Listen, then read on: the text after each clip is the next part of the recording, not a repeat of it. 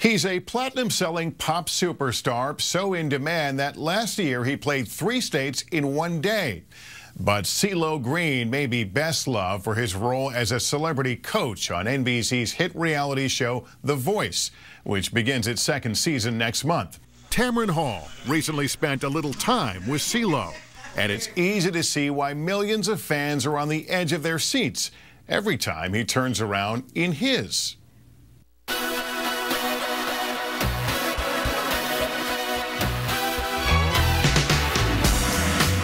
CeeLo Green once said that it's taken him 18 years to become an overnight sensation. And what a sensation he is. Somebody described me as the most fabulous straight man that they've ever seen. From the crazy outfits to his edgy hit with a certain expletive deleted, this 37-year-old father and grandfather is working hard to build the CeeLo brand. There was a night in December where you performed in New York in the morning, Alabama in the afternoon, Las Vegas that night in one day. That's right. You're James Brown. Hardest working man in show business. Right. Soul brother number 2. And now he's coming off his biggest year yet and his richest. And I'm still more or less a working class artist. What do you mean by working class artist? You made $20 million last year, according to New York Times. But aside from the money and the fame, 2011 was the year when CeeLo Green truly found his voice. Oh, man, you touched me deep down. I feel a oneness with all of the many talented contestants that are brave enough to come up and share their talent and their aspirations with us in the world.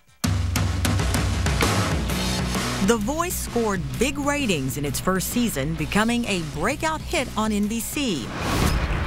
But there's a twist. These judges have to base their rulings solely on what they hear, not on what they see. It reminds me of a time before video killed the radio star, when all we had was the boom box, and so you could just sit up and listen to the radio and just imagine that whimsical world inside of that box. CeeLo and his fellow judges radiate enthusiasm for their contestants and respect for each other, most of the time.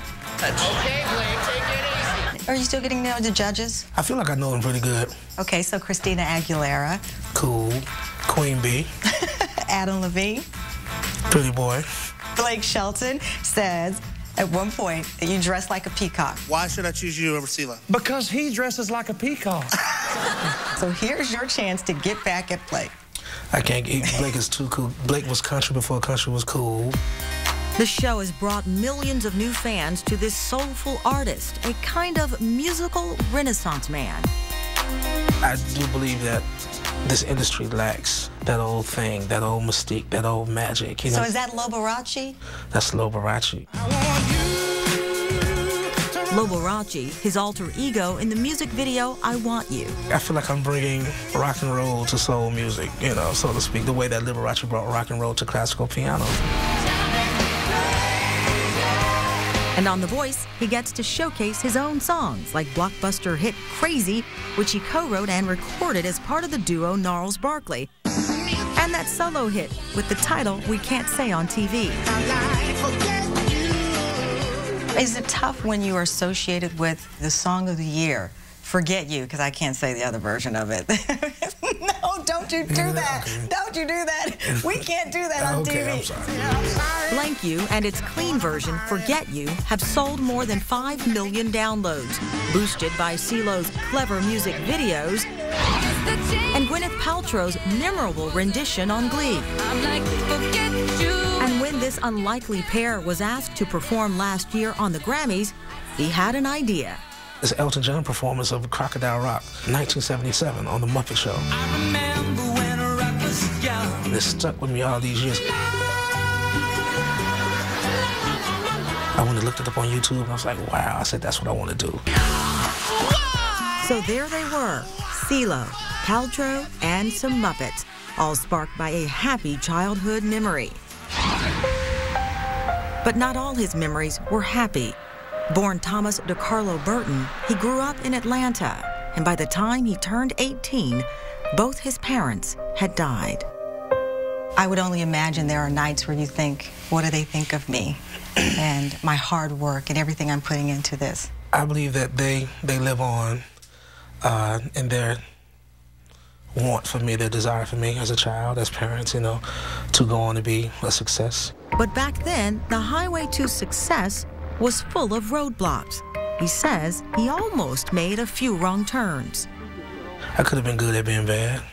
He chose the good path and says it was music that saved him.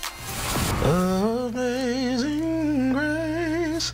Are you spiritual? Your parents were both ministers. I associate my strength with spirit, yes. I'm grounded in faith. Imagine there's no heaven. And was it an expression of that faith that recently got him into trouble?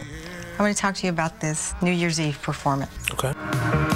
On NBC's New Year's Eve show last weekend, cee-lo performed John Lennon's iconic song, Imagine. But instead of this, No religion too. he sang this. And all religion is true. That tweak sparked a firestorm as Lennon fans blasted him with angry tweets. cee-lo quickly tweeted an apology that he meant no disrespect by changing the lyric and was trying to say a world where you could believe what you wanted. Tell me what happened that night. Well, I will say this on camera. I've been advised not to really go too far into depth because I really think it was just a misunderstanding. So help people understand. Well, I mean, at the end of the day, ultimately, you know, it's still a sentiment of oneness, peace, unity, understanding, acceptance, tolerance. That was my stance. It is today. cee-lo says he's putting it all behind him. And as he says in one of his own songs, it's okay. And fame or infamy, whichever you choose, comes with the ups and downs. How do you handle that? Up and down is more associated with being alive than a straight line. When it's a flat line, you are dead. But I'm not done, so, you know, keep on watching.